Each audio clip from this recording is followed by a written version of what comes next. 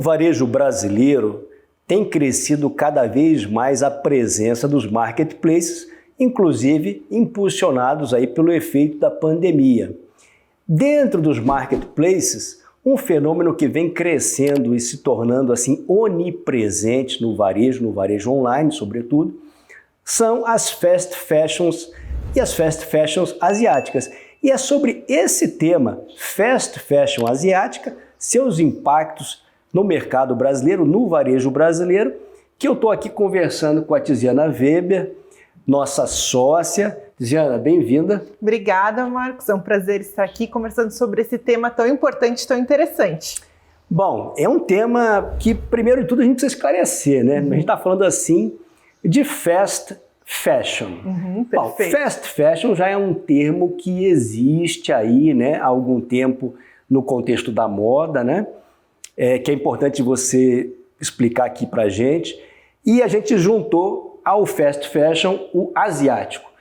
Então, Tiziana, começando, o que é o fast fashion e o que é o fast fashion asiático? Perfeito. Bom, fast fashion ao pé da letra, né, seria a moda rápida, né? Então, nós temos aqui no Brasil já empresas varejistas como a Zara, por exemplo, né, uma marca que trabalha com fast fashion, né, com a moda rápida, entrega rápida e de um volume muito grande de peças.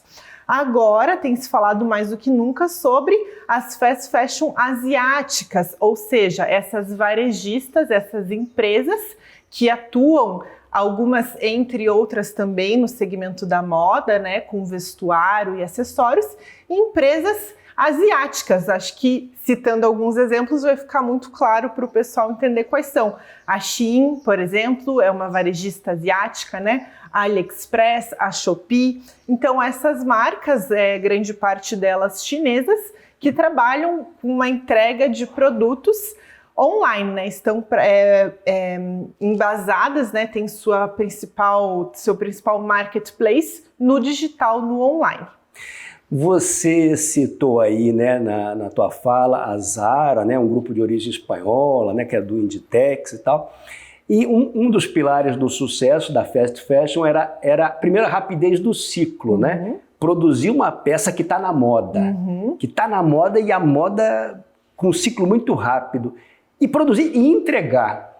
É esse o caminho também das fast fashion asiáticas? Sim, sem dúvida. Eu acho que é um desafio muito grande, né? Como o Marcos comentou, tem uma velocidade grande de entrega, então é preciso captar o desejo do consumidor, qual que é a necessidade do consumidor, o que está acontecendo e entregar isso a um preço acessível para a ampla população, né? O que acho que vale a pena mencionar também, Marcos, que é um fator bem importante, que talvez algumas pessoas não saibam ou exista uma confusão sobre isso, é que nessas varejistas asiáticas, elas funcionam também como um marketplace multimarcas. Então, na Shein, por exemplo, uma das principais marcas, a principal citada numa pesquisa que nós realizamos, né, aquela que é mais visitada pelos consumidores, nós temos ali diversas marcas, inclusive marcas e confecções brasileiras que estão trabalhando dentro do site da Shein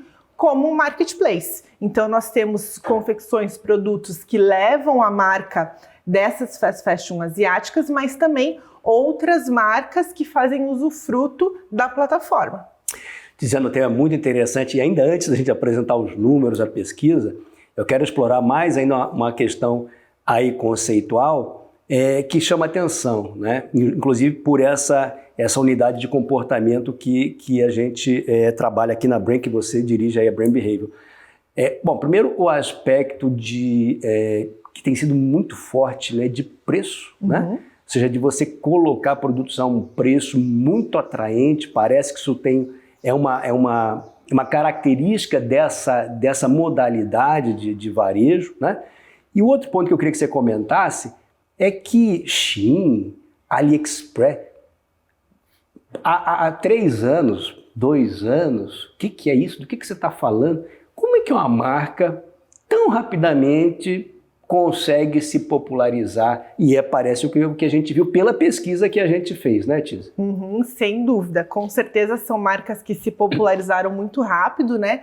Bom, primeiro comentando a questão do preço, então de fato É uma característica da fast fashion a velocidade, a entrega a um preço razoável, né? Eu acho que como comparação a gente pode citar o oposto, que seria o movimento de slow fashion. Então o movimento de slow fashion trabalha na outra ponta, então com uma entrega mais lenta. Muitas vezes são marcas que não trabalham com coleções, não seguem o calendário da moda de entregar uma coleção de primavera-verão, uma coleção de outono-inverno, desenvolvem peças mais atemporais que muitas vezes ficam no mercado durante um ano todo.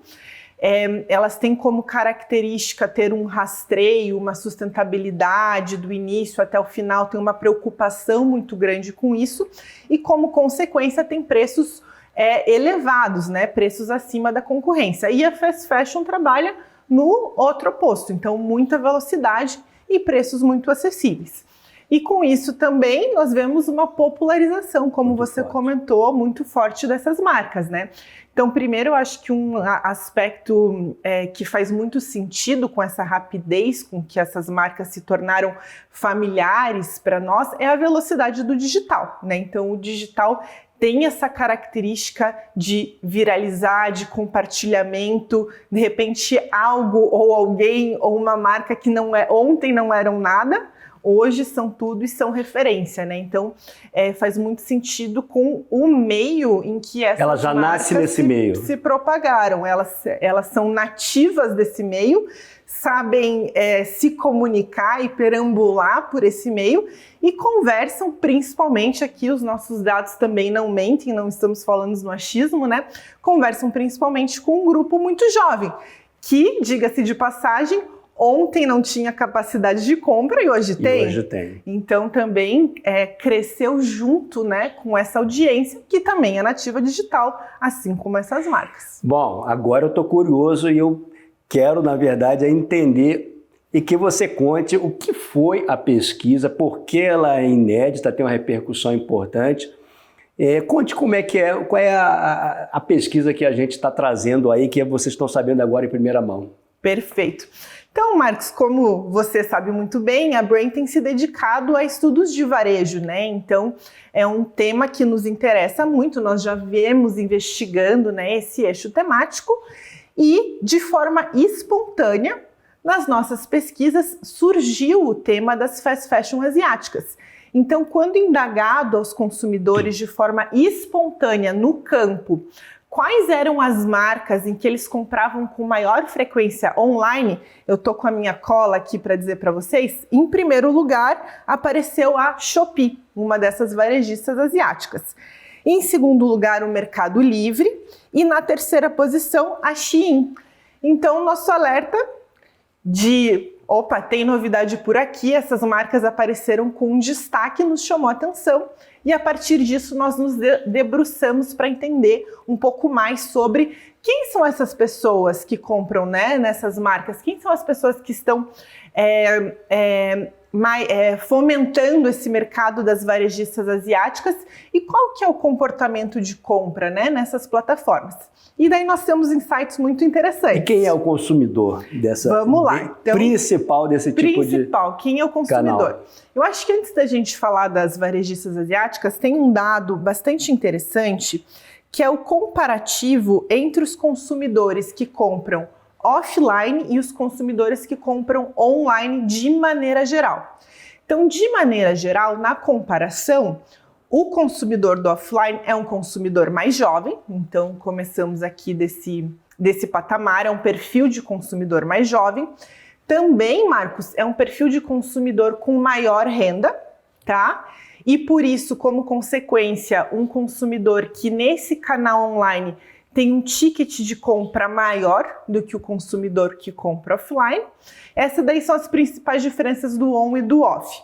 Entrando agora nas características do consumidor das varejistas asiáticas, nós temos uma média etária ainda mais jovem. Mais jovem, né? Ainda mais jovem. Então, na compra online, nós estamos falando de um perfil médio. Um homem com seus 30 anos, que tem uma faixa de renda mensal mais ou menos de R$4.000. Quando nós falamos do consumidor das varejistas asiáticas, essa média etária cai ali para os seus 29 anos.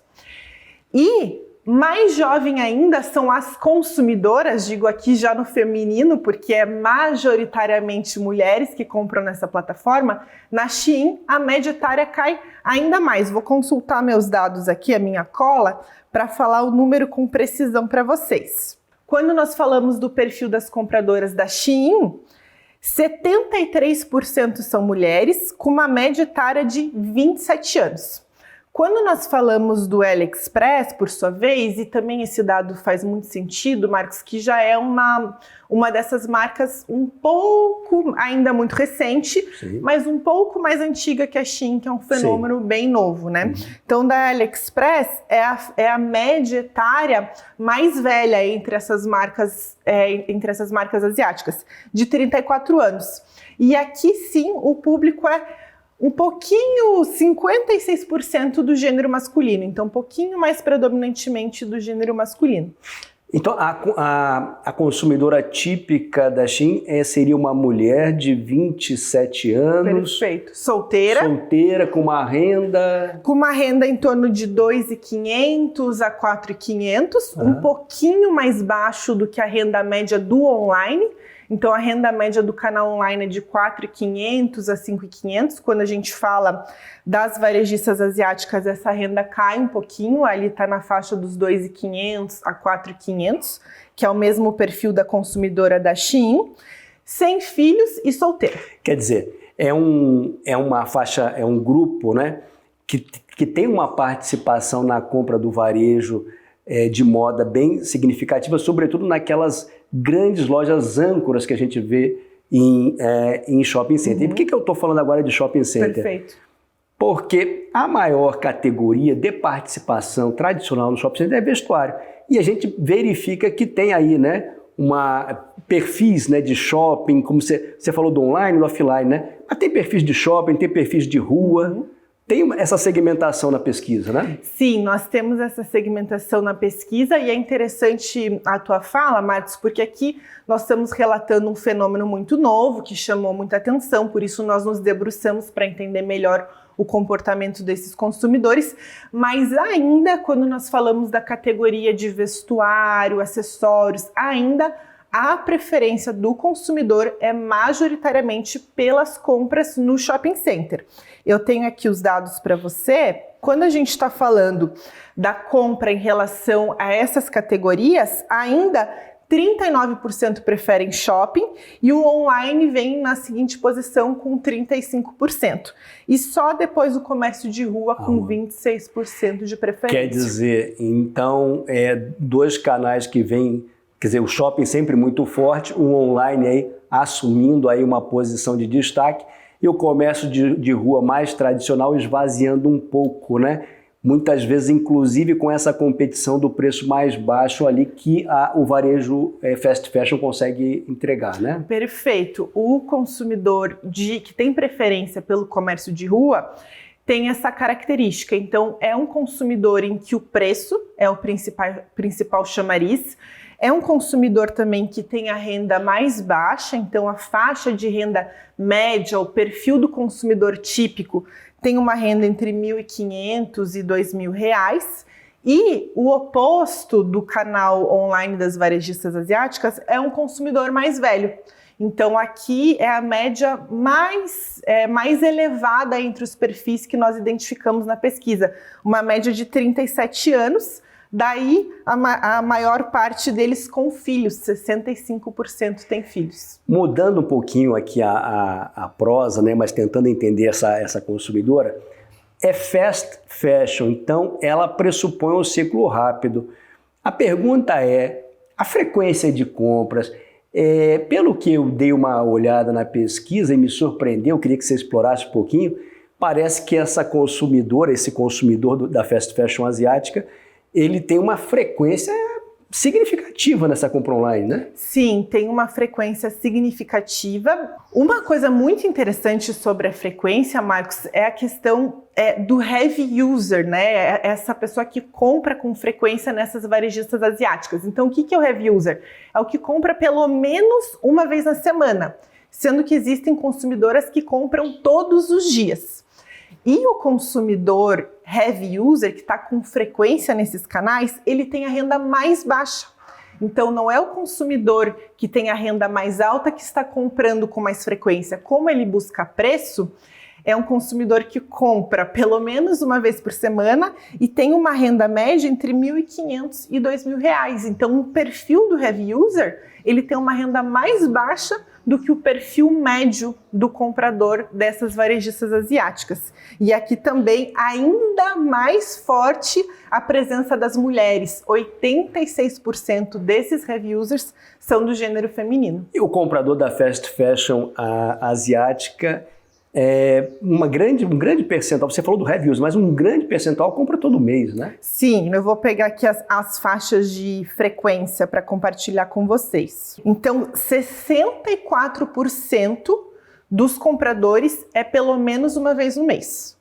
E aqueles compradores que compram todos os dias, o que é muito, todos os dias é muito significativo, são 4%. E 3 vezes por semana também 4%. Então, se nós somarmos esse percentual, 8%, bastante significativo. Tem uma coisa interessante aí, né, Tizi, que lembrou, assim, olhando essa compra quase compulsiva, né, com uma repetição muito grande, está muito associado a um preço baixo, né? Até para conseguir dar vazão a essa frequência. Pode ter um pouco de indulgência aí, né? Dessa lógica de indulgência, né? Todo mês eu comprar uma peça de roupa diferente, nova. Sim, tem cara, assim, fazendo daí uma análise mais interpretativa dos dados, né? Pensando mais sobre os insights que podem gerar, com certeza tem uma característica de um perfil de comprador mais consumista, né? Em geral, esse consumismo, de fato, está associado com uma premiação, com algo que eu vou dar para mim mesmo, algo que eu me presenteio, que eu tenho direito a isso, ou não é um valor tão caro, então eu posso, eu mereço, eu consigo, né? De fato, pelos números e pela frequência e pelo ticket, nós podemos interpretar que sim, né? Está associado a essa compra de indulgência e é um perfil de compradora, digo compradora porque de fato o número mostra, né, que é majoritariamente feminino, com uma característica de compra mais consumista e, por que não, mais impulsiva, né? Eu tenho certeza que se a gente rodar essa pesquisa aqui na empresa, quem já comprou, a gente vai encontrar aqui numa dessas plataformas, vai encontrar uma penetração bem grande. Tizi, a gente está chegando aqui no final, é muito interessante o relatório. O que você destacaria mais, assim, que você acha que vale a pena mencionar quando o pessoal receber o relatório e dar uma lida nele?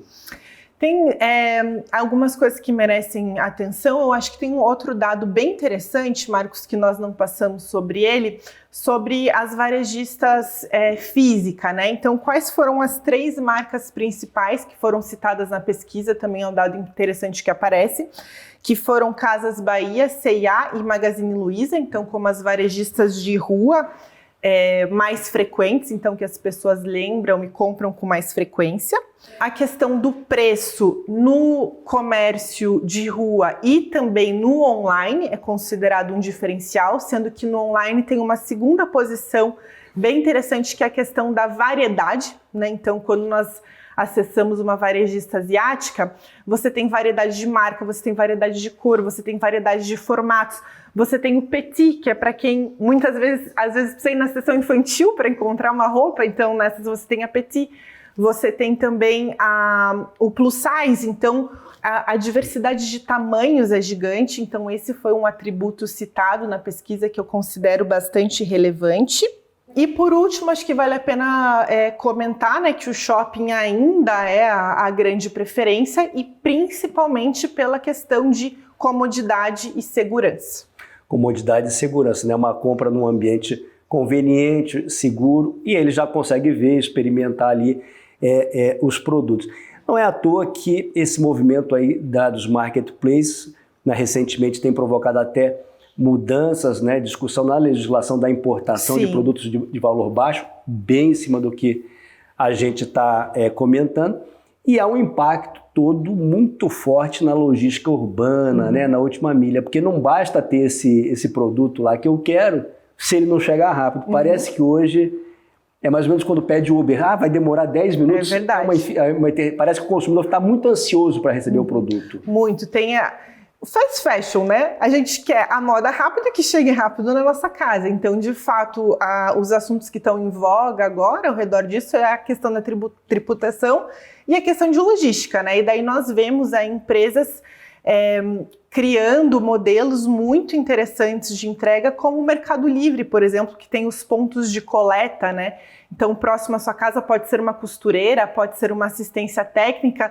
Com certeza, se vocês forem buscar 1, 2 quadras da casa de todo mundo, tem algum ponto de coleta do Mercado Livre. Então, as marcas estão quebrando a cabeça, sendo muito criativas e muito inventivas em como entregar e também como recolher, né? Porque quando você compra online, uma das características e uma importância muito grande para o consumidor é: e se não der certo, já que eu não provei, como que eu vou devolver? E eu também quero agilidade ou para trocar ou para receber meu dinheiro de volta. Então, de fato, a logística aí tem desafiado essas marcas e criado soluções muito interessantes. Que é toda uma aprendizagem para o consumidor, né? Nós vamos chegar, né, Tiz, naquele momento que eu tenho um casamento para ir, amanhã eu compro hoje a roupa. Ainda mais em Curitiba, que você não sabe o tempo. Coisa que seria impensável até pouco tempo. Tiziana, eu agradeço bastante aí a sua entrevista. A gente acabou de conversar com a Tiziana Weber, sócia da Brain, diretora da Brain Behavior, com esse trabalho inédito sobre o varejo brasileiro, com foco nas fast fashion asiáticas. Tiziana, muito obrigado. Até a próxima. Obrigada, Marcos. Foi um prazer falar com vocês. Essa pesquisa também teve uma publicação na Isto é Dinheiro, então para quem tiver mais interesse, vamos deixar o link da matéria. E também com os dados completos, um e-book que também está disponível para todos baixarem e terem acesso a mais informações. Até a próxima, pessoal. Um abraço. Obrigada.